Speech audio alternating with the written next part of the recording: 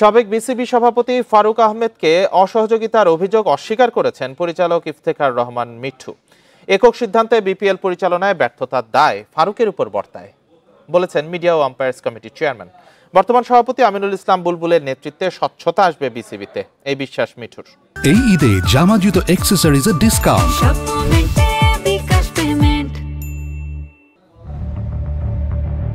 বিসিবিতে কাদা ছোড়াছুড়ি গণমাধ্যমের শিরোনামে। অপসারণ হওয়ার পর পরিচালকদের বিরুদ্ধে ঢালাওভাবে অভিযোগ করছেন সাবেক সভাপতি ফারুক।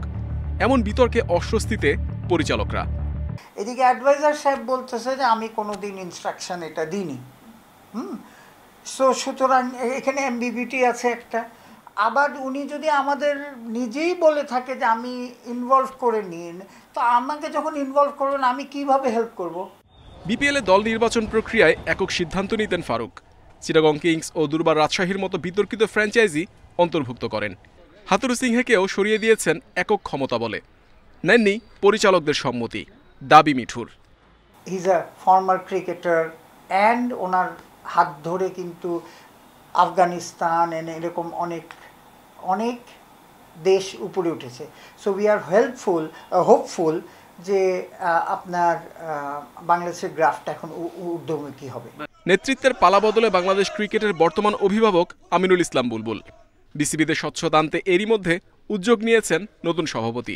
বিতর্ক এড়াতে সবখানেই থাকবে জবাবদিহিতা। 3 জনকে নিয়ে একটা কমিটি করেছেন। আপনারা ফাহিম ভাইকে জিজ্ঞেস করেন, আমি যতটুকু জানি ওইখানেও মিটিং খুব কম হয়েছে। অ্যান্ড এটা ওনার এখন স্বীকার করা উচিত আর মেনে নেওয়া উচিত যে উনি একা ডিসিশন নিয়েছে। নো প্রবলেম, এটা কনস্টিটিউশনে আছে যে উনি নিতে পারে, কিন্তু এখন অন্যদের উপর আপনি দোষ চাপিয়ে দেবেন, এটা তো নট রাইট। বুলবুলের সুদূরপ্রসারী ভাবনা ও পরিকল্পনায় ক্রিকেটে উন্নতি আসবে, বিশ্বাস ইফতেখার মিঠুর। Muhammad Nazim, independent news, Dhaka.